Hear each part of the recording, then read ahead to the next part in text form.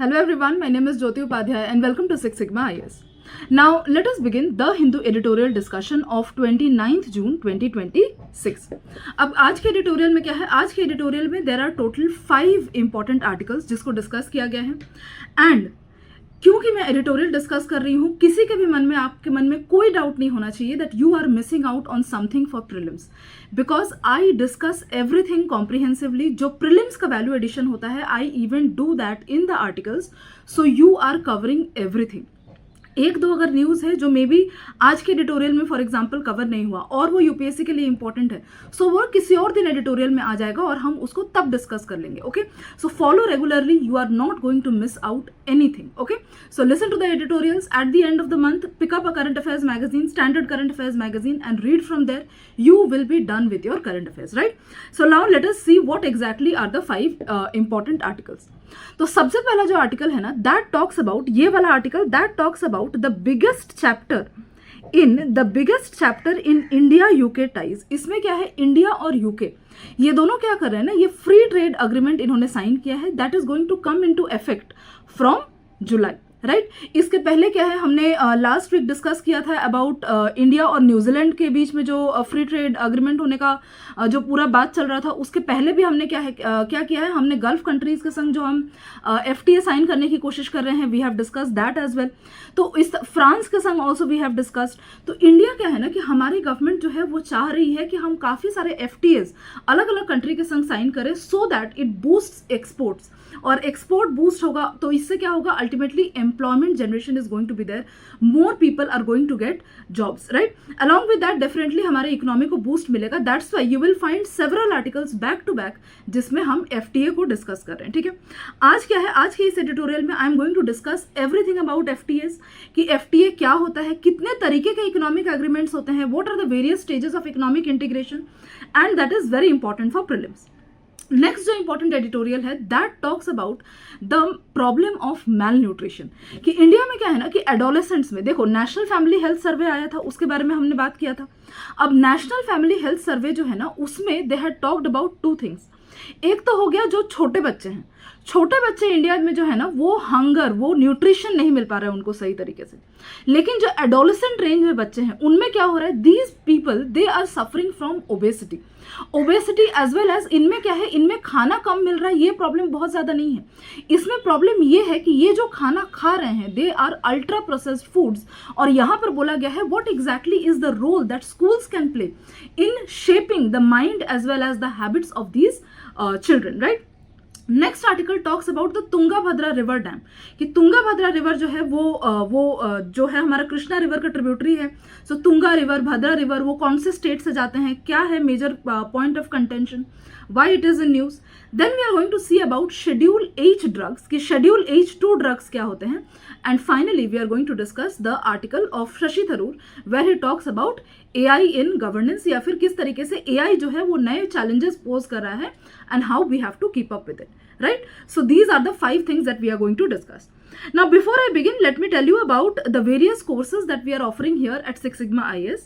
See, here we are offering about our foundation courses, and सबसे पहला चीज़ जो है ना Six Sigma IAS का वो ये है कि our focus.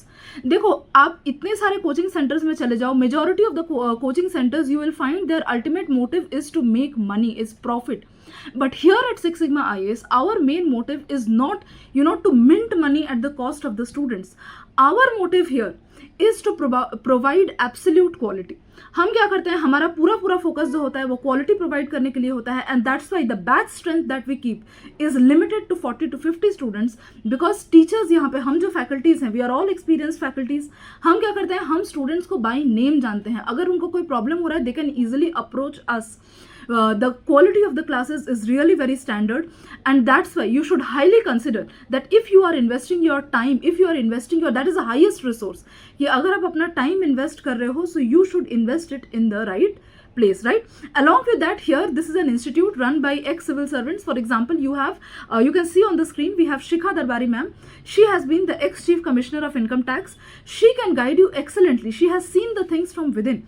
She can guide you excellently, especially in stage of mains and interview, right? So हमारा mentorship program is also there, and that is very very good. And along with that, we also have answer writing programs that is continuously going on.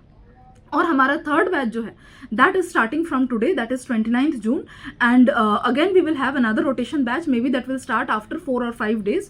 So do visit our center. It's located hardly 200 meters from Noida sector 15 metro station, right? So now let us continue with the editorial. Now सबसे पहला editorial. This editorial says July opens the biggest chapter in India-UK ties. Now why exactly this is in news? See, the article discusses India-UK free trade agreement, जो कि officially जिसको हम बोल सकते हैं comprehensive economic trade agreement, which is set to enter into force on July 15. Now इससे हमारा क्या बनता है कि what exactly is FTA, what exactly is comprehensive and economic trade agreement, ठीक है, वो हम आगे देखेंगे. It argues that this agreement is a landmark deal which could significantly deepen economic ties between India and UK. Definitely.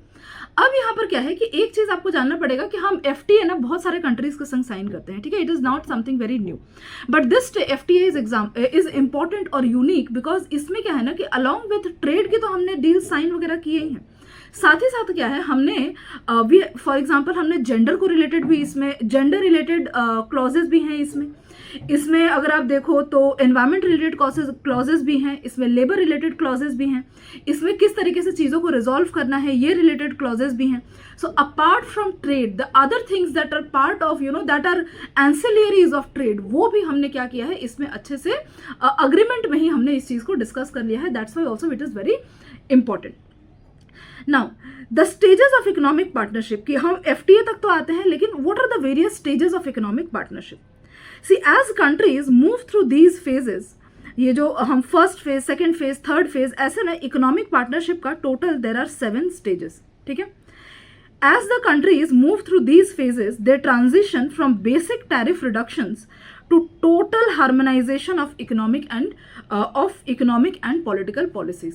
मतलब शुरू तो कैसे होता है, शुरू होता है कि जब आप रेगुलर जो है आप जो कस्टम ड्यूटीज हो गया, टैरिफ्स हो गया, उसको कम करने से आप स्टार्ट करते हो. फाइनल स्टेज क्या है, फाइनल स्टेज अगर हम देखें फॉर एग्जांपल यूनाइटेड स्टेट्स क्या है, इट्स अ कॉन्फेडरेसी, छोटे स्टेट्स मिला करके एक बड़ा स्टेट बना है, that is the United States. Now all of these small states that are there, इनका अपना अलग कॉन्स्टिट्यूशन है, इनका अपना अलग गवर्नेंस स्ट्रक्चर है, but overall they have surrendered their sovereignty for broader economic goals and economic prosperity. तो ये क्या है, ये highest stage of economic integration इसको हम बोलते हैं, ठीक है. सो ये समझ में आ रहा है कि initially it starts with the very first thing जिसको हम बोलते हैं preferential trade agreement. This is the very basic one, जिसमें सिंपल हम क्या करते हैं, most basic, member countries agree to lower और एलिमिनेट टैरिफ्स, ठीक है, एंड इम्पोर्ट कोटास. अब क्या है कि कंट्रीज सिर्फ टैरिफ से नहीं लगाते हैं, साथ ही साथ क्या करते हैं वो कुछ कोटा भी बता देते हैं. फॉर एग्जाम्पल कि अगर इंडिया लगा दे कि हम लेट अस अज्यूम डेयरी इतने % लेट अस अज्यूम कि हम 100 क्विंटल से ज़्यादा डेयरी हम किसी कंट्री को नहीं एक्सपोर्ट कर सकते या किसी कंट्री से हम इंपोर्ट नहीं कर सकते. क्यों? क्योंकि हमें अपने डोमेस्टिक जो डेयरी मार्केट है हमारा, हमें उसको प्रोटेक्ट करना है. वाई? बिकॉज बाहर के जो कंट्रीज है ना उसमें majority of the developed countries अगर आप देखो तो जनरली उनका जो फार्मिंग होता है, फार्मिंग हो गया, उनका लाइफ स्टॉक इंडस्ट्री हो गया, these things are very mechanise, मतलब मशीन्स का वो बहुत ज़्यादा यूज़ करते हैं. As a result what happens is कि because they use a lot of machines, उनका जो कॉस्ट ऑफ प्रोडक्शन होता है वो काफ़ी कम हो जाता है, बल्क प्रोडक्शन होता है, cost of production is less. तो वहाँ से अगर हम डेयरी प्रोडक्ट्स इंपोर्ट करना स्टार्ट करें तो जो हमारा इंडिया का जो डोमेस्टिक डेयरी प्रोडक्ट्स हैं वो ज़्यादा कॉस्टली होंगे compare to those products. That's why हम क्या करते हैं, कुछ कोटास फिक्स कर देते हैं इस तरीके से. तो इन दोनों चीज़ें जो है उसको रिड्यूस करते हैं, सबसे बेसिक चीज़. सेकेंड एग्जाम्पल क्या है, anyways global system of trade preferences अगर हम पूरे वर्ल्ड में देखें. सेकेंड स्टेज जो होता है वो होता है फ्री ट्रेड अग्रीमेंट वाला stage. Free trade agreement stage क्या है, in this all tariffs and quantitative restrictions substantially all traded goods between member nations are eliminated. अभी के टाइम पे क्या है, FTAs even include services. Usually FTAs जो है वो गुड्स को इंक्लूड करते थे, आज के टाइम पे FTAs जो हैं वो सर्विसेज भी इंक्लूड करते हैं। तो इसमें क्या था, इसमें प्रेफरेंशियल ट्रेडिंग एग्रीमेंट में इट वाज कि कुछ lower eliminate tariffs import Kota's on specific goods. समझ में आया इसमें डिफरेंस क्या है? PTA is on specific goods, FTA applies to all traded goods. But here again countries आपस में क्या है कि आज के टाइम पे अगर हम देखें, मैंने क्या बोला, आज के टाइम पे सर्विसेज भी इसमें इंक्लूडेड है, और आज के टाइम पे क्या है कि कंट्रीज इसमें एक्सेप्शंस भी लगाते हैं। ठीक है, जैसे इंडिया मैंने बताया डेयरी सेक्टर, हम अपने डेयरी सेक्टर से एक्सेप्शंस लगाते हैं। ठीक है, क्योंकि हमें एग्रीकल्चर एंड डेयरी सेक्टर पे हम एक्सेप्शंस लगाते हैं, बिकॉज हमें पता है बाहर के जो डेवलप्ड कंट्रीज हैं वो उनके प्रोडक्ट्स चीप होते हैं, बिकॉज वो बल्क में प्रोड्यूस होते हैं, वो मशीन से प्रोड्यूस होते हैं। Okay, so this is FTA। FTA का भी ना 2 पार्ट है। ठीक है, FTA का there are 2 components of FTA, CECA and CEPA। अभी हम आगे देखेंगे what is CECA and what is CEPA। ठीक है, comprehensive economic cooperation agreement, comprehensive economic partnership agreement. ठीक है, क्या है हम अभी आगे देखते हैं। कुछ नहीं है, बस इसी में FTA के अंडर ही ये दोनों चीजें आते हैं। One is something that includes, एक का स्कोप लिमिटेड है, एक का स्कोप ब्रॉडर है, सो ब्रॉड कि वो इंटेलेक्चुअल प्रॉपर्टी वगैरह भी इंक्लूड करता है। ठीक है, that we are going to see. तो सेकंड स्टेज हमारा FTA हो गया। Third stage is the stage of custom union. अच्छा, FTA का एग्जाम्पल क्या है? United States Mexico Canada agreement. Custom union है। In this all the member countries, ये क्या है कि FTA वाले जो उनके जो चीजें हैं वो तो कंटिन्यू हो ही रही हैं। ठीक है, साथ ही साथ एडिशनल क्या होगा कि जो भी मेंबर कंट्रीज हैं वो क्या बोलेंगे, for example India and UK ने अगर साइन किया, ठीक है, FTA, नेक्स्ट स्टेज में वो बोलेंगे कि हमारे, सो दीज आर मेंबर्स, हम बाकी जितने भी नॉन मेंबर्स हैं, मतलब FTA के बाहर के जितने भी कंट्रीज हैं, हम दोनों मिलके हमारा सेम, हम क्या करेंगे, उन पे सेम कस्टम्स लगाएंगे, सेम टैरिफ ड्यूटीज लगाएंगे, सेम इंपोर्ट कोटाज लगाएंगे। तो ये क्या हो गया, एक स्टेज और आगे बढ़ के इकोनॉमिक इंटीग्रेशन हो गया। तो ये एक स्टेज फर्दर वाला जो होता है उसी को हम बोलते हैं custom union, that is common external tariff on all goods imported from non members. Example is Mercosur trade, that is South America का। ठीक है, तो मर्कसॉर जो है वो एनीवेज आपको थोड़ा पता होना चाहिए इसके बारे में कि साउथ अमेरिका का मर्कसॉर जो है वो एक इंपॉर्टेंट ब्लॉक की तरह काम करता है, and India maintains good relations with Mercosur. Now, इसके अलावा the next stage is common market stage. Common market stage में क्या होता है कि आपने टैरिफ वगैरह पे बैरियर तो हटा ही दिया, साथ ही साथ क्या है ना कि आपने other factors of production, factors of production क्या है, land, labour, capital and enterprise. So what you do is कि जो लोग हैं, द पीपल, वो एक कंट्री से, एक मेंबर कंट्री से दूसरे जो मेंबर कंट्री है जिसने ये साइन किया है अग्रीमेंट कॉमन मार्केट वाला, उसमें ट्रैवल कर सकते हैं। फॉर एग्जाम्पल अगर आज आप देखोगे कि पीपल जो यूरोपियन यूनियन के पार्ट है, लेट अस, यूरोपियन यूनियन इससे भी थोड़ा एडवांस स्टेज है, उसमें हम आते हैं, but European union also has common market भी है यूरोपियन यूनियन का। मैंने क्या बोला, यूरोपियन यूनियन एक स्टेज आगे भी, इसका मतलब क्या है, बाकी सारी चीजें तो इंक्लूड कर ही रहा है। तो European union includes common market, इसलिए क्या है, a person from France can easily go to Italy, a person from Italy can easily go to let us assume maybe Germany काम करने के लिए। ठीक है, not just this person but बाकी जो फैक्टर्स ऑफ प्रोडक्शन है, कैपिटल हो गया, मतलब कोई इन्वेस्ट कर रहा है यहाँ से वहाँ, कुछ भी। ठीक है, तो वो जो स्टेज है that is common market stage, in which there is free movement of factors of production. For example we have Caribbean single market economy, CSME।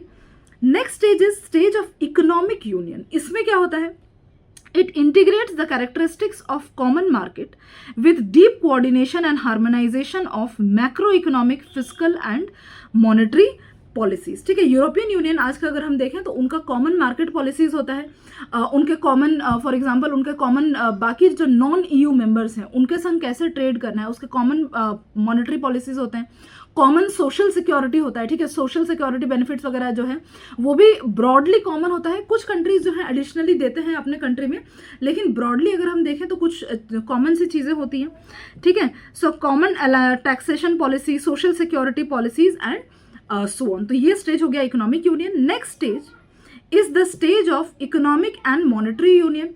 तो इकोनॉमिक एंड मॉनेटरी यूनियन का स्टेज क्या है, this level includes all features of an economic union, additionally introduces okay, so इसमें क्या है, इसके एक stage आगे अगर हम देखें, that is economic and monetary union. इसमें क्या है, इसमें अपार्ट फ्रॉम एवरीथिंग जो हमने डिस्कस किया, along with that they will have a single currency and a unified central bank.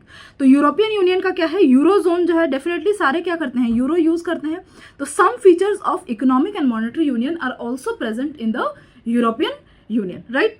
Next and final stage of integration जो मैंने बताया, यूनाइटेड स्टेट्स फॉर एग्जांपल, इसमें हम क्या देखते हैं कि they give up their national sovereignty, their individual national sovereignty and surrender even their economic and political matters. क्यों करते हैं for economic gains. This is the highest stage of economic integration.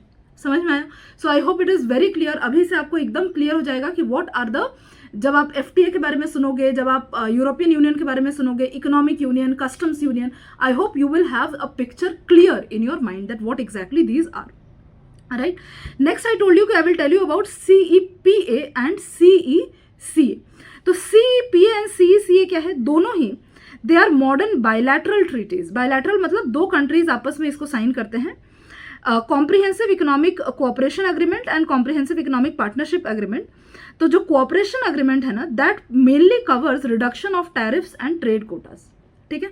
और इसको एक स्टेज अगर हम आगे लेके जाते हैं, then that includes along with goods, it includes services, investment, intellectual property, technical cooperation मतलब टेक्नोलॉजी ट्रांसफर वगैरह हो गया। Then it comes to the category of CEPA, that is partnership agreement, and both are part of free trade agreements, right? So clear till now? Now moving on to what the article actually says. Now the article is saying the author outlines the massive scale economic benefits and unique structural highlights of the modern trade pact जो India और UK का trade pact हुआ है। The projected economic impact क्या है, ये जो FTA sign हुआ है, it is forecast that it is going to boost India's GDP by 5.1 billion pounds and UK का GDP by 4.8 billion pounds, increasing bilateral trade, और टोटल दोनों के ट्रेड अगर हम देखें तो कितना हो जाएगा, 25.5 billion pounds. Now in the long run may be इससे भी ज़्यादा होने के चांसेस हैं, ठीक है। जो बोल रहे हैं 48 बिलियन में भी जो है वो हो सकता है, ठीक है ना। Bilateral trade was already valued at 48 billion in 2025। तो इसमें और एडिशनल क्या है, एडिशनल और 25 बिलियन ऐड हो सकता है। Now that is not important, what is actually important is कि क्लॉजेस क्या हैं, ठीक है। क्लॉजेस हमारे लिए इंपॉर्टेंट है। तो क्लॉजेस क्या है, sector specific wins, for example अच्छा इसमें थोड़ा सा पहले देख लेते हैं कि हुआ क्या है। Immediate tariff reduction from July 15 trading will become significantly cheaper and quicker. Why? Because मैंने बोला कि अलॉन्ग विथ टैरिफ वगैरह तो रिड्यूस किया ही है, साथ ही साथ क्या है, ईज ऑफ डूइंग बिजनेस वगैरह जो चीजें हैं उसको भी इसमें इंक्लूड किया गया है। Under the agreement 99% of UK tariff lines will be duty free, ठीक है। फॉर एंड टैरिफ लाइन्स का मतलब क्या होता है, देखो टैरिफ लाइन्स का मतलब समझो। एक फॉर एग्जाम्पल हम क्या कर रहे हैं ना, हम उनको एक लेट अस अज्यूम क्लॉथ बेच रहे हैं, ठीक है। कोई हम उनको लेट अस अज्यूम हम एक कुर्ता बेच रहे हैं। अब एक कुर्ता हो सकता है जो खादी का हो सकता है, एक कुर्ता हो सकता है जो कॉटन का हो सकता है, एक कुर्ता हो सकता है जो पॉलिस्टर का हो सकता है। नाउ व्हाट हैपेंस इज कि ब्रॉड कैटेगरी इनका कुर्ता है, लेकिन इनके अगर हम सब कैटेगरीज देखें तो ये कैटेगरी ये तीनों क्या है, दीज आर ऑल कॉल्ड, तीन अलग अलग टैरिफ लाइन से, समझ में आया। अब हर टैरिफ लाइन जो है, हर टैरिफ लाइन पे क्या लगता है, अलग रेट लगता है किसका, टैरिफ का। इसलिए यहां पर बोल रहे हैं 99% of UK tariff lines will be duty free for Indian products, while India will eliminate or reduce 90% of its tariff lines for UK products. Now कौन कौन से सेक्टर्स को फायदा होगा, सेक्टर्स होगा टेक्सटाइल, लेदर, ज्वेलरी, ठीक है। इसको क्या होगा, दिस इज इंडिया के लिए सबसे ज्यादा फायदा इन सेक्टर्स में होगा। Along with that it is also going to boost service exports like IT and finance. UK को फायदा क्या होगा, यूके का जो है, India will initially fall the tariff duties between you, anyways जो हम वो पॉइंट इज कि कौन कौन से सेक्टर में बेनिफिट होगा, that is aerospace, automotive, medical devices, premium whiskeys etcetera जो है वो सबसे ज्यादा बेनिफिट होगा। नाउ दोनों कंट्रीज के क्या है, अलग अलग क्रूशियल सेक्टर्स होंगे अपने अपने। इसलिए क्या है, ये कुछ चीजें होंगी जिनको ये क्या करेंगे, ये इससे बाहर रखेंगे। तो किन किन चीजों को बाहर रखा है?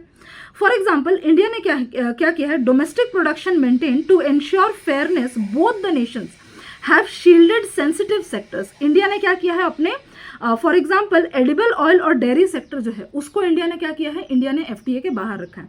एंड यूके ने क्या किया है, sugar, mild rice, pork, chicken and egg जो है वो उसके प्रोमिनेंट सेक्टर्स हैं। तो अपने डोमेस्टिक इंडस्ट्रीज को सस्टेन करने के लिए उसने क्या किया है, इन सेक्टर्स को एफटीए से बाहर रखा है, right. Now the agreement goes beyond tariff cuts, very important. मैंने क्या बोला कि हमने एफटीए तो बहुत सारे कंट्रीज के संग साइन किए हैं, लेकिन इसका क्या है, हम एक स्टेज और आगे ले जाते हैं। The article emphasises that modern FTAs are no longer confined to custom duties. अभी क्या होता है, India UK FTA includes provisions on customs cooperation, digital trade, services, investment, trade facilitation, supply chain, इन सारे चीजों के बारे में तो बात किया ही गया है। साथ ही साथ for the first time ever there are standalone chapters, that is specific sections in the FTA on anti-corruption, gender and development, as well as stringent environmental and labour commitments की उनको आपस में कंट्रीज ने डिसाइड किया है कि gender से related for example equal pay होना पड़ेगा जो अभी प्रोड्यूस कर रहे हो गुड्स जिसमें हम ट्रेड करेंगे, कार्बन का कितना आपका फुटप्रिंट होना चाहिए, लेबरर्स जो हैं उनको किस तरीके से एनवायरनमेंट मिलना चाहिए। फॉर एग्जांपल कुछ कुछ जगह पे आप देखोगे the people who actually produce goods, जो एमएसएमईज वगैरह होते हैं छोटे छोटे, उनमें लोग बाहर की तपती गर्मी में टिन शेड के अंदर बैठा के काम करवाया जाता है लोगों को, and there is not even a proper ventilation और a proper fan, and this is a reality that actually many people go through every single day, right? So this is something that additionally ये तो बात किया ही गया है, ठीक है, for the first time. Next is benefits extend beyond large cities. Why, for example, the article argues that the gains that is going to happen from this free trade agreement that is not going to be limited to major cities like Mumbai or London. It can help MSMEs, manufacturers, service exporters, supply chains and businesses located in small cities. For example क्यों ऐसा बोल रहे हैं, for example क्या होगा कि lower trade barriers and fast custom procedure, मतलब कि छोटे छोटे जो एमएसएमईज वगैरह है ना वो भी स्मूथली, बिकॉज दोनों के बीच में क्या है ट्रेड टैरिफ वगैरह कम होगा, स्मूथ मूवमेंट्स ऑफ गुड होगा, तो उनका लॉजिस्टिक कॉस्ट वगैरह जो है that is going to reduce. As a result वो भी फेयरली अपने गुड्स को एक्सपोर्ट कर पाएंगे, मतलब उनको एक्सपोर्ट करने में जितना पैसा लगता है वो कम हो जाएगा तो और ज़्यादा एक्सपोर्ट कर पाएंगे। For example a textile manufacturer in Indore can trade directly with the UK with fewer barriers, just as auto parts manufacturers in Birmingham can seamlessly export to India. So the benefits, because ये 99% जो मैंने बताया वो जो lines हैं उसको eliminate कर रहा है, so as a result it is going to benefit even the smaller cities, not just the bigger ones. Now businesses must seize the first move advantage. इसमें बहुत ज़्यादा नहीं है, इसमें ये बोल रहे हैं ना कि देखो हम तो ये बोल ही रहे हैं लेकिन एक्चुअली फ़ायदा होगा, लेकिन फ़ायदा कब होगा, फ़ायदा उनको होगा जो अर्ली स्टार्ट करेंगे, मतलब शुरू एकदम जैसे जुलाई में अभी स्टार्ट हो रहा है तो शुरू से ही आप अपना एक्सपोर्ट एक्सपैंड करना स्टार्ट करो, आइडेंटिफाई कि आपको क्या प्रोक्योरमेंट अपॉर्चुनिटीज़ है, basically prepare your self so that the moment the FTA comes into force you will be able to start reaping the benefits.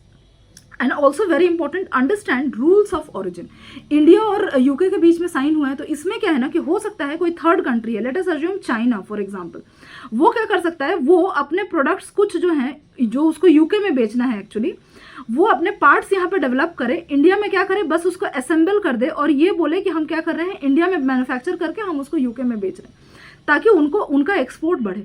अब ऐसे में क्या हो रहा है, ये रूल्स ऑफ ऑरिजिन जो है ना उसके अगेंस्ट में हो जाता है कि कॉन्फ्लिक्ट में हो जाता है। As a result rules of origin वगैरह जो है उसको भी मेंटेन करना पड़ेगा and so on.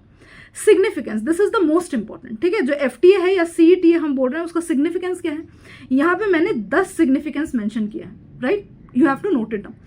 First is, और ये जो है ना ये आप इट्स अ जनरल थिंग, आप कोई भी FTA अगर आए तो आप जनरली उसको इंक्लूड कर सकते हो उसमें थोड़ा बहुत इसको मॉडिफाई करके। Significance, the first significance is boosts economic growth, definitely. Second is promotes manufacturing and employment, true. Then is strengthens services export, true. ठीक है, deepens strategic partnership, elevates India-UK relations beyond trade by fostering cooperation in technology, defense, education and innovation. That is the additional parts of this FTA. Then is enhances India's global trade position. Next is supports MSMEs and inclusive growth, because क्या होता है जब logistic cost वगैरह कम होगा, barriers कम होगा, तो छोटे छोटे जो एमएसएमईज हैं वो भी अपने प्रोडक्ट्स बाहर कंट्रीज में बेच पाएंगे. And it improves ease of doing business. Modern provisions on ease of doing business. I hope all of you know कि आप अगर एक कंट्री के संग बिजनेस करना चाह रहे हो, कितना स्मूथली आपको लाइसेंस मिल रहा है, कितना ईजी है वहाँ पे आपका, बाकी पार्ट्स कितने ईजिली अवेलेबल हैं. फॉर एग्जाम्पल अगर मैं कार मैन्युफैक्चर करना चाहती हूँ तो उसको मैन्युफैक्चर करने के लिए जो पार्ट्स हैं वो कितना ईजिली अवेलेबल है. वहाँ से उस कंट्री का कितने कंट्रीज के संग FTA है. क्या मैं वहाँ पर अगर अपना कार प्रोड्यूस करूँगी तो क्या मुझे एक्सपोर्ट बेनिफिट्स मिलेंगे दूसरे कंट्री के संग, so on and so forth. That is basically these are some things जो ease of doing business. Corruption कैसे हैंडल होता है, अगर कोई जुडिशियल फॉर एग्जाम्पल कोई मैटर जुडिशरी में चला जाए वो कितना ईजिली सॉल्व होगा. So these things are part of ease of doing business. So it improves ease of doing business, builds resilient supply chains, and then is he promotes sustainable rule based trade and creates template for future FTAs की. बाकी जो है हम किसके संग और FTA sign करना चाह रहे हैं, हम यूरोपियन यूनियन होगा, गल्फ कंट्रीज हो गए, कनाडा हो गए and other countries. We are trying to next generation trade agreements जो है इनके संग. नेक्स्ट जनरेशन मैंने क्या बोला, 7 है अलग अलग फेजेस. तो नेक्स्ट जनरेशन ट्रेड एग्रीमेंट जो हम इनके संग साइन करना चाह रहे हैं, what exactly is going to be that, उसका भी हमें एक अच्छा एक बेनिफिट मिलेगा. ठीक है, that's what this entire article talks about. Now challenges क्या है इसमें, इंक्रीज्ड कंपटीशन. इंडिया के डोमेस्टिक मैन्युफैक्चरर्स को अलग अलग चीज़ में कंपटीशन तो होगा ही होगा. हमने सिर्फ डेयरी जो है, हमारा डेयरी एंड पल्सेस जो है वो एडिबल ऑयल्स जो हमने बाहर रखा है, तो बाकी there is going to be an increased competition. Indian MSMEs have to meet UK quality, because यहाँ पे जो MSMEs हैं वो अपना प्रोडक्ट जो प्रोड्यूस कर रहे हैं उसको क्वालिटी स्टैंडर्ड तो होना चाहिए ना. अदरवाइज आज के टाइम पे क्या है, हमने इस पर एक और आर्टिकल बनाया था इन विच वी हैड डिस्कस्ड कि आज जो है ना कंट्रीज बहुत स्मार्ट हो गए हैं. अब वो ट्रेड एग्रीमेंट्स से एक दूसरे के संग साइन कर लेते हैं, लेकिन अगर उनको लगता है कि किसी कंट्री से हमें सामान नहीं खरीदना है तो वो बोल देते हैं कि हम आपकी कंट्री से सामान नहीं खरीदेंगे बिकॉज आप कुछ भी बहाना बना देंगे, नॉन टैरिफ बहाना, आपकी क्वालिटी सही नहीं है. या फिर वो बोल देंगे कि आपने इसको बनाने में ना काफ़ी ज़्यादा लेबर एक्सप्लॉयटेशन किया है, या फिर वो बोल देंगे आपका कार्बन फुटप्रिंट बहुत ज़्यादा है इसको प्रोड्यूस करने में, दैट्स वाई हम आपसे ये सामान नहीं खरीदेंगे. तो कितना भी आप FTA साइन कर लो, अगर किसी को नहीं खरीदना है तो वो नहीं खरीदेगा. समझ में आ रहा है मैं क्या बोल रही हूँ. So definitely FTAs are something that holistically वो एक एनवायरमेंट क्रिएट करते हैं, वो अच्छा फैसिलिटेट करते हैं, but very important is also कि क्वालिटी को जो मीट करें. ठीक है, MSMEs. Then is rules of origin को हमें मेंटेन करना है ताकि आगे चल करके ऐसा नहीं हो कि दोनों आपस में कि एक मन मुटाव क्रिएट हो. Labour and environmental commitments maintain करना है and real benefits will depend on effective implementation. Right now आज क्योंकि 5 इंपॉर्टेंट एडिटोरियल्स है तो हम थोड़ा और जल्दी कवर करने की कोशिश करेंगे. Second article that talks about, this article says how schools can tackle adolescent malnutrition. अब देखो जब मैं ये बोल रही हूँ ना, और आपको अगर ऐसे में ये लिखना पड़े या फिर if you have to write, for example this is health को बात कर रहा है. ठीक है, तो GS पेपर 2 है, तो GS पेपर 2 में अगर आपको इस चीज़ के बारे में लिखना पड़ेगा, you have to have some data, you have to cite some reports, you have to mention the name of some organization. ये सारी चीज़ें क्या है वो मैंने इसमें इंक्लूड किया है. For example data report organisation for example यहाँ पर हम आगे देखेंगे कि we are talking about Indian Council of Medical Research. हम ICMR का जो न्यूट्रिशन वाला विंग है उसके बारे में बात करेंगे. रिपोर्ट जो है नेशनल फैमिली हेल्थ सर्वे का जो रिपोर्ट आया है हम उसको डिस्कस करेंगे. डेटा जो इसका डेटा है उसको एनालाइज करेंगे. So this article is very comprehensive और आप इसको इट्स वेरी इंपॉर्टेंट. आप उसको ऐसे में भी यूज़ कर सकते हो, आप इसको उसमें भी यूज़ कर सकते हो. डेफिनेटली GS आंसर में तो यूज़ कर ही सकते हो. ठीक है, so first let us see why it is in news. See, the article discusses the growing challenge of adolescent malnutrition in India. Malnutrition मतलब क्या है? देखो एक पर्सन अगर है, if the person is very, हमारे माइंड में ना जब हम मैल न्यूट्रिशन की बात करते हैं तो ऐसा लगता है कि कोई दुबला पतला होगा, बच्चा होगा कोई दुबला पतला, खाने को नहीं मिल रहा है, मे बी वो with a lean body with a bigger stomach, ऐसा हमारे माइंड में आता है. But malnutrition is not just this. An obese person is also a malnourished person. Malnourishment का मतलब होता है जो न्यूट्रिशन जो उसको चाहिए वो सही नहीं है. समझ में आया? वो ज़्यादा अगर है तो भी प्रॉब्लम है, अगर वो कम है तो भी प्रॉब्लम है. तो malnutrition is not just about deficiency. Over अगर है तो उसको भी हम मैल न्यूट्रिशन ही बोलेंगे. Now having made this clear in India, जो यंगर पॉपुलेशन है हमारे जो छोटे छोटे बच्चे हैं यूजुअली उनमें क्या है, उनमें हमें दूसरा कैटेगरी देखने को मिलता है कि उनमें न्यूट्रिशन की कमी होती है, उनको खाने को नहीं मिलता है सही से, ठीक है। एंड एडोलेसेंट में क्या है कि उनमें ओबेसिटी देखने को मिल रहा है कि वो खाना तो खा रहे हैं, काफ़ी सारा खा रहे हैं, but then what is happening is कि वो जो खाना खा रहे हैं दैट खाना is not right. They are eating ultra processed foods, they are eating foods high in salt, sugar, fats and so on. Now ये हमें डेटा कहाँ से मिला है? नेशनल फैमिली हेल्थ सर्वे 23-24 का जो डेटा अभी रिसेंट आया है, और national family health survey 6 data पे ऑलरेडी 3-4 आर्टिकल्स मैंने बना लिए हैं अलग अलग एस्पेक्ट्स पे, ठीक है। सो do go and see that. Now these show rising obesity, unhealthy diets and lifestyle related diseases among adolescents. It argues that school should become primary platform for preventing malnutrition, non-communicable diseases. Schools को ये school से ही build करना पड़ेगा। कैसे? तो यहाँ पर आप क्वेश्चन एक ऐसे देख सकते हो कि what kind of question can come from this, आप पॉज करके देख सकते हो, बट आज हम इतना डिस्कस नहीं कर रहे हैं। क्वेश्चंस मैं रीड करके आपको नहीं बता रही हूँ because I told you there are many articles today, ठीक है, to discuss. Now what does the article say?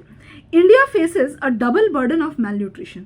India is simultaneously battling undernutrition among children and overnutrition among adolescents. ठीक है, तो malnutrition among children is undernutrition and overnutrition is the malnourishment problem among adolescents.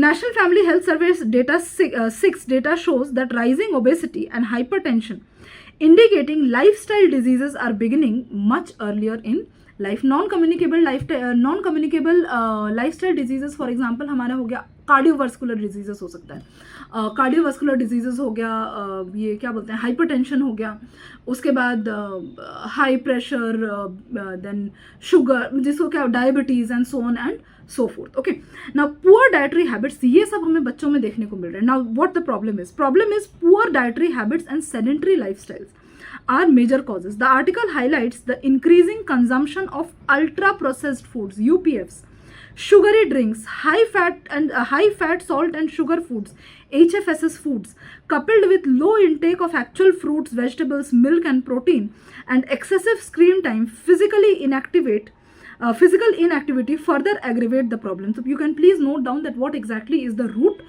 cause. These are the root causes. Schools क्या role play कर सकते हैं in this? The schools are the best, because ज़्यादातर time ये कहाँ spend करते हैं? School में स्पेंड करते हैं।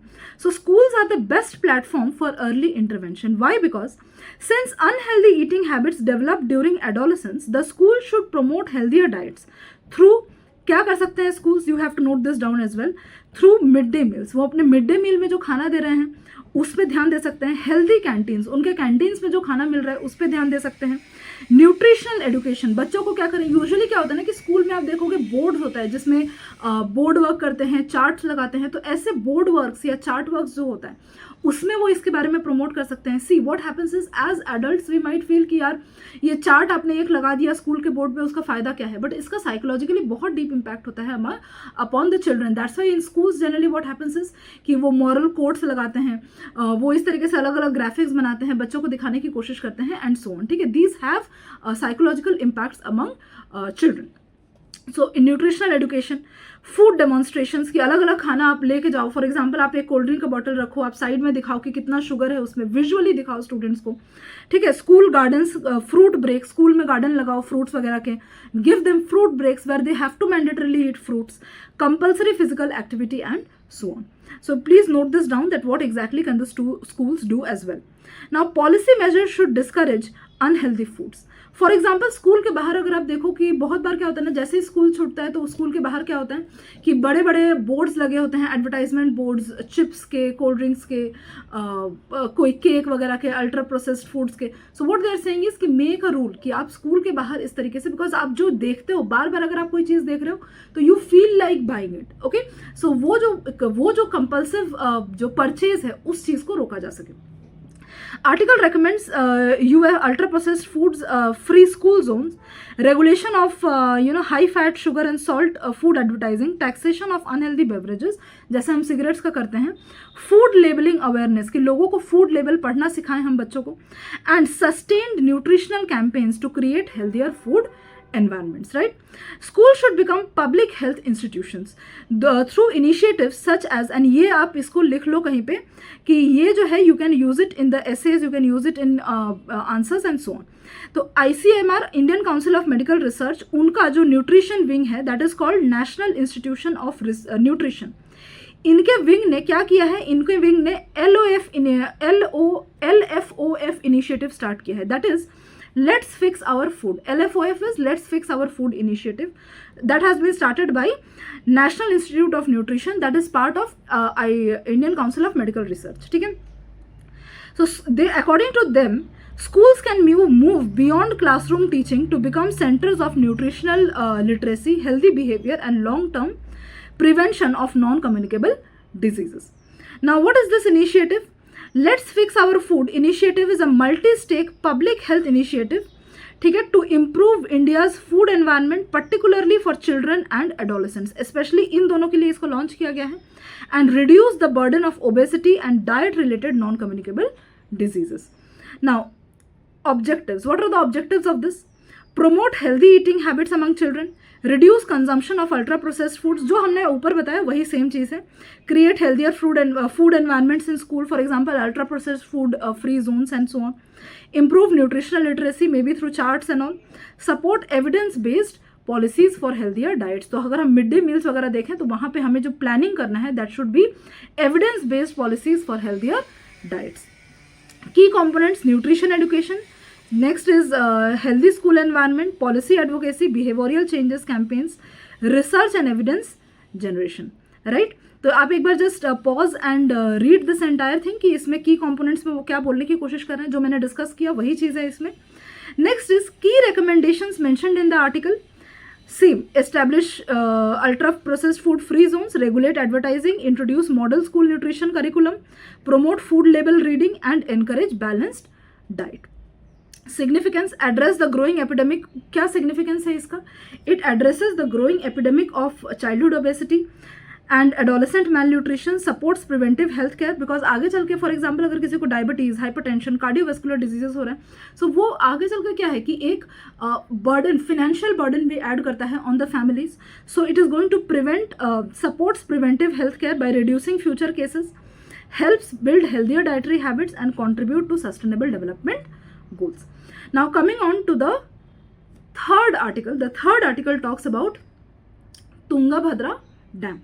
अब तुंगाभद्रा डैम के बारे में डिस्कस करने के पहले let us see a little bit about Tungabhadra. ठीक है, ये तुंगाभद्रा के बारे में अगर हम देखें तो देखो यहाँ पे just look at the image that I am showing. So यहाँ पर क्या है, we have map of Tungabhadra ऊपर लिखा हुआ है. वहाँ पे देखो आपको भीम रिवर दिख रहा है, उसके नीचे आप कृष्णा रिवर दिखेगा, उसके नीचे यू कैन सी तुंगाभद्रा. तो मेन जो हमारा रिवर है that is the Krishna river. Krishna river का ट्रिब्यूटरी अगर आप देखोगे that is the Tungabhadra river. Tungabhadra river को भी अगर आप फॉलो करोगे तो आप देखोगे आगे जाके वो दो ट्रिब्यूटरी में बढ़ जाते हैं. वन इज तुंगा एंड नीचे वाला जो है दैट इज भद्रा, राइट. और ये कौन कौन से स्टेट आते हैं, स्पेशली अगर हम देखें इसमें कर्नाटका जो है, Karnataka and Hyderabad are the main ones जो इसमें हमें देखने को मिलता है. इन जनरल यहाँ पे 3 स्टेट्स हैं, आंध्र प्रदेश भी एसोसिएटेड है, बट मोस्टली अगर हम देखें ये. Now okay, now just see this कि this Tunga river, Bhadra river and यहाँ पे तुंगाभद्रा. ठीक है, ये आपको एक समझ में आ गया कि एग्जैक्टली तुंगाभद्रा रिवर है क्या. Coming to this, now in this it is saying कि the Tungabhadra is shared between states of Karnataka, Andhra Pradesh and Telangana. ठीक है, 3 स्टेट्स के बीच में शेयर हो रहा है. The river originates and runs majority of its course in Karnataka, then forms the border and flows between Andhra Pradesh and Telangana before joining the Krishna River, right? As we have seen in the image. Next is why exactly it is in news. अब क्या हुआ था कि ये Tungabhadra river जो है ना, उसके ऊपर there is a dam, Tungabhadra dam. उसमें वाटर के फ्लो को, जैसे अगर सरप्लस कभी हो गया तो ऐसे ना स्टील के गेट्स होते हैं जो पानी रिलीज करते हैं. ठीक है, कि अगर बहुत ज़्यादा हो गया, ओवरफ्लो होके, तो आसपास के विलेजेस को अफेक्ट करेगा. दैट्स वाई ये क्या करते हैं, गेट्स खोल देते हैं, या कितना खोलना है, कब खोलना है, ये चीज़ है. उसमें से एक गेट है ना जो डैमेज हो गया था. ठीक है, तो उसी को क्या किया गया है, रिपेयर करके वापस से इंस्टॉल किया गया है. And that event was attended by the 3 ministers or by the chief ministers of these states along with the Union Jal Shakti Minister C.R. Patil. That's why this is in news. Now the thing is कि it is highly significant, तीनों मिलकर रखे यहाँ पर आए थे because it is highly significant, because तीनों state के जो CMs हैं ना, तीनों जो स्टेट हैं इनके बीच में there is a fight over the water of the river, specially fight with Karnataka, because Karnataka क्या कर रहा है, कर्नाटका एक डैम बना रहा है। कर्नाटका क्या है, अगर हम आप देखा तो कर्नाटका इज अ ऊपर वाला स्टेट, ठीक है, अपर रिपेरियन स्टेट, तो वो क्या कर रहा है ना, अपर भद्रा प्रोजेक्ट बना रहा है कर्नाटका, ठीक है। It's a project, it's a major irrigation project being implemented by the government of Karnataka. वो क्या बोल रहे, देखो कर्नाटका से पानी बहते हुए जाता है, वो कहाँ पे, वो आंध्र प्रदेश और तेलंगाना, ठीक है। तो अगर कर्नाटका यहाँ पर कोई डैम बना रहा है, so what is going to happen is कि दीज स्टेट्स आर फीलिंग कि उनको कम पानी मिलेगा, दैट्स वाई इनके बीच में क्या चल रहा है, डिस्प्यूट चल रहा है। It is about upper Bhadra project. Now ये क्या बोल रहा है, कर्नाटका इज सेइंग कि हम क्या कर रहे हैं, हम सिर्फ सरप्लस वाटर जो है उसको हम अपने गांव के इरिगेशन के लिए यूज करेंगे, हम बाकी चीजें अफेक्ट नहीं कर रहे हैं। But anyways that is a major point of dispute between them. So ये कर्नाटका का लार्जेस्ट इरिगेशन प्रोजेक्ट होगा and has become a source of dispute with Andhra and Telangana due to concerns over water sharing. The centre has clarified that, इसमें क्या है, centre ने बोला था कि हम क्या करेंगे, थोड़ा बहुत हम पैसा कंट्रीब्यूट करेंगे इसमें, लेकिन अभी सेंटर ने बोला है कि हम इस प्रोजेक्ट में, क्योंकि मतलब एक दिस व्हाट कैन वी से डिस्प्यूट स्टार्टेड, तो सेंटर ने बोला कि हम इसके लिए पैसे नहीं दे रहे हैं, पूरा जो पैसा है इसका कर्नाटका गवर्नमेंट खुद पैसे खर्च कर रहा है। दैट्स वाई अगर आप तीनों के बीच में डिस्प्यूट है तो आप तीनों आपस में follow the principle of cooperative federalism, that is सब आपस में आकर के कोऑपरेटिव प्रिंसिपल फॉलो करो, फेडरलिज्म, बात करके आपस में इस चीज को रिजॉल्व करो। नाउ एक चीज मैं आपको बता रही हूँ कि रिजॉल्व करने का मैकेनिज्म क्या है इंडिया में। मैकेनिज्म अगर आप देखोगे फॉर रेजोल्यूशन इज कि इनिशियली क्या है, तीनों मिलकर नेगोशिएट करते हैं, मतलब जो भी पार्टीज हैं वो नेगोशिएट करते हैं। नेक्स्ट व्हाट हैपेंस इज कि they ask the central government for mediation, if they ask for central government for mediation, the central government is going to mediate. Next is usually it is solved by Interstate River Water Disputes Act tribunal. इसके under में क्या होता है, एक tribunal form होता है और ये ट्रिब्यूनल पूरी चीज़ों को स्टडी करता है। This is the main mechanism में, अगर हम सबसे मेन कड़ी बोले तो वो होता है ट्रिब्यूनल, जो स्टडी करता है और अपना जजमेंट देता है।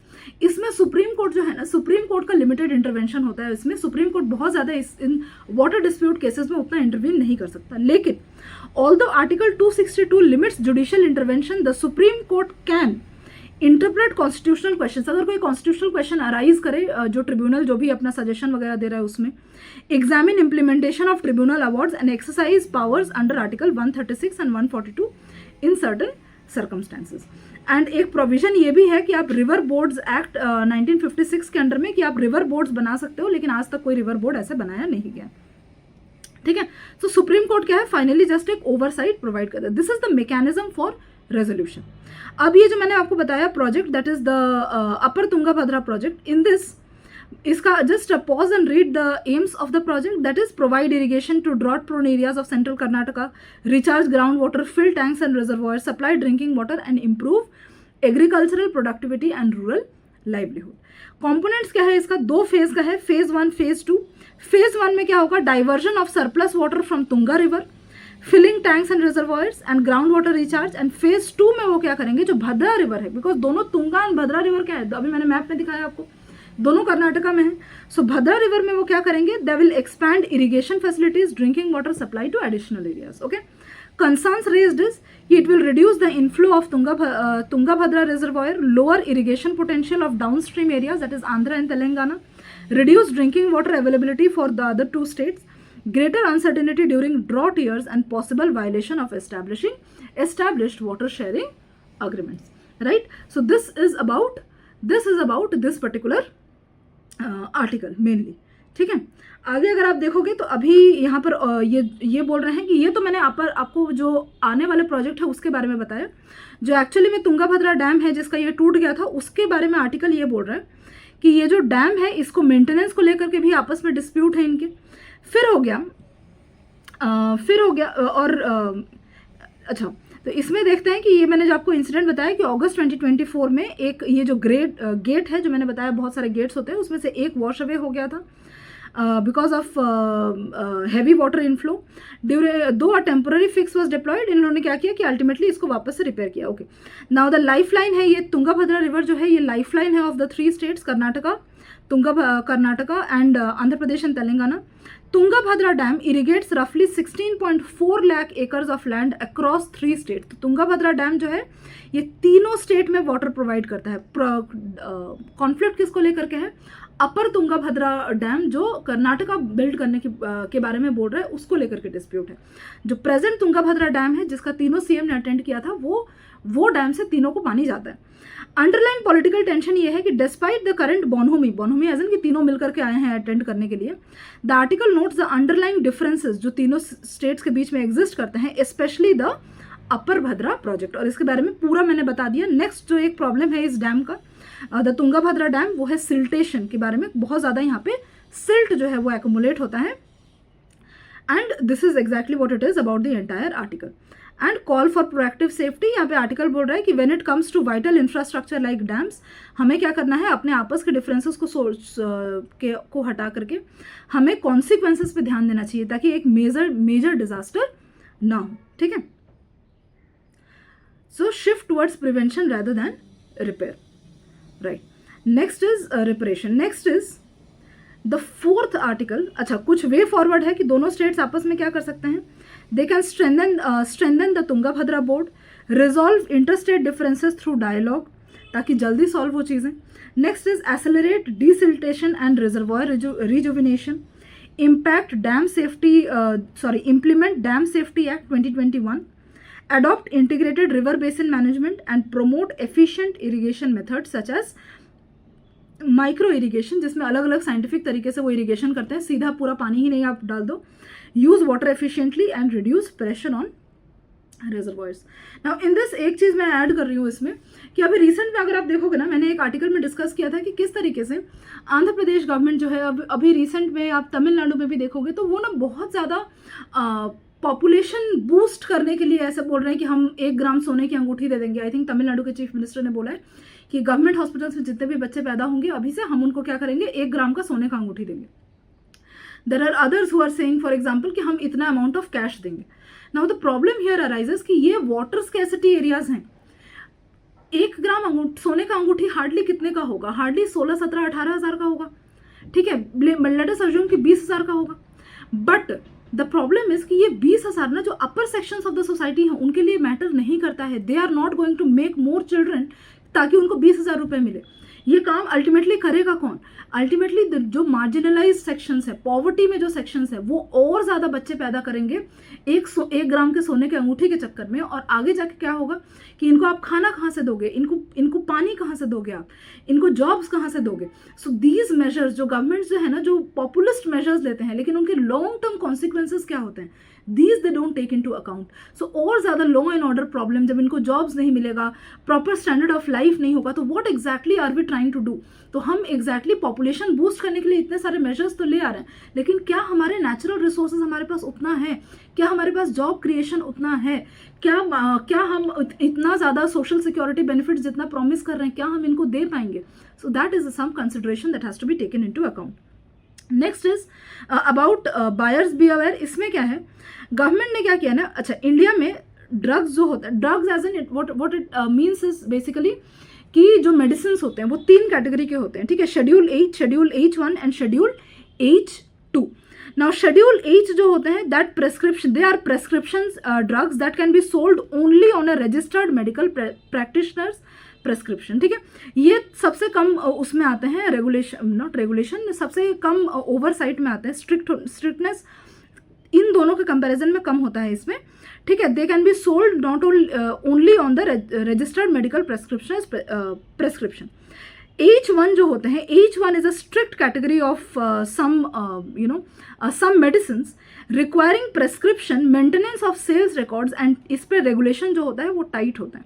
ताकि उनका मिस यूज़ ना हो, बिकॉज इससे क्या होता है, for example very high dose of antibiotics, तो इससे एंटी माइक्रोबियल रेजिस्टेंस वगैरह जो है वो ज़्यादा बढ़ जाते हैं, ठीक है, कि बस कुछ हुआ नहीं कि बस एंटीबायोटिक खा लिया अपने मन से, so that increases anti microbial resistance and antibiotic resistance जिसको हम बोलते हैं, and that has become a major cause कि छोटे छोटे डिजीजेस भी है ना लोगों के क्योर नहीं हो पा रहे हैं।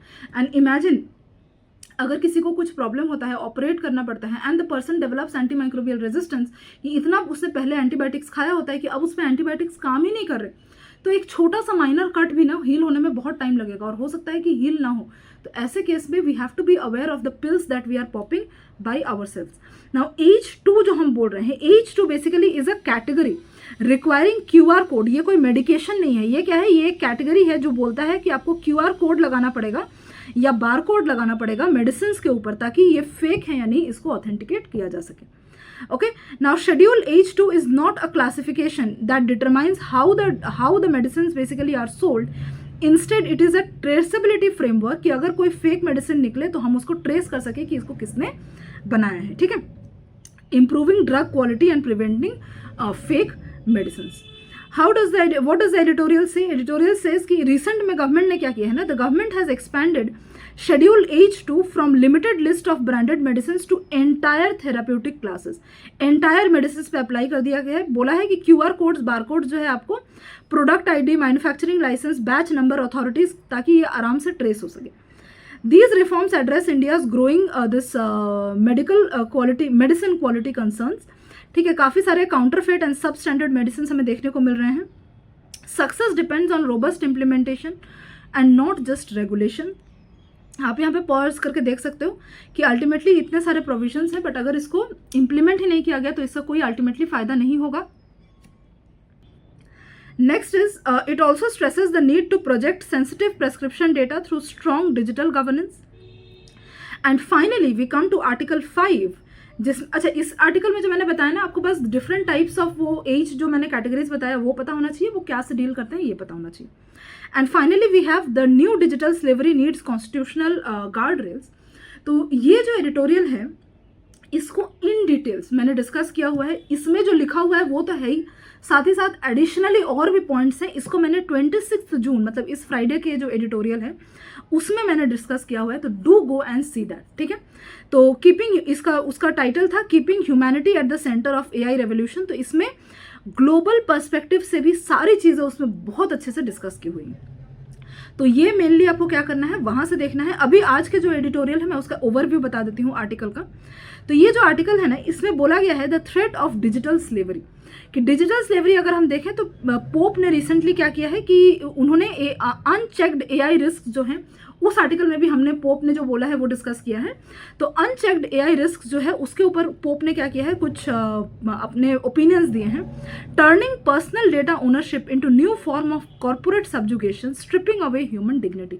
आप कुछ सर्च करते हो, आप कुछ खरीदते हो, वो डेटा क्या है, वो बड़े बड़े कॉर्पोरेट जायंट्स जो हैं वो आपस में शेयर करते हैं। फॉर एग्जाम्पल अगर आप लेट अस अज्यूम अगर आप कोई ट्रैवल से रिलेटेड कुछ बात करते हो, just you talk among yourself कि आपको कहीं टूर पे जाना है, ट्रैवल पे जाना है, you will find that you are seeing several ads related to that. यानी कि क्या है, या फिर आप कोई भी अमेजोन में कुछ सर्च कर लो जिसमें आप ट्रैवल बैग्स एटसेट्रा, तो आपको ऐड आने स्टार्ट हो जाएंगे अबाउट वेरियस ट्रैवल पैकेजेस।